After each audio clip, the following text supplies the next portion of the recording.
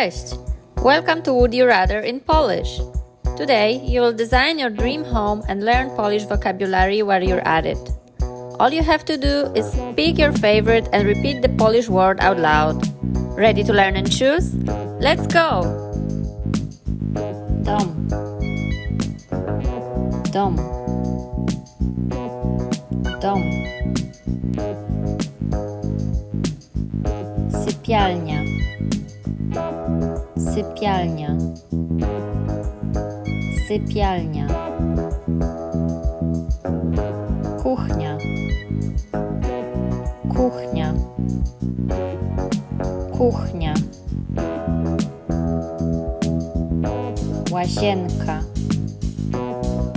Łazienka. Łazienka. Balkon. Balkon. Balkon. Taras. Taras.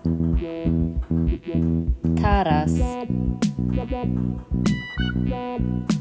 Ogród. Ogród. Ogród. Schody. Schody. Schody. Garaż. Garaż. Garaż. Dach. Dach. Dach. Prysznic. Prysznic. Prysznic. Wanna. Wanna. Wanna.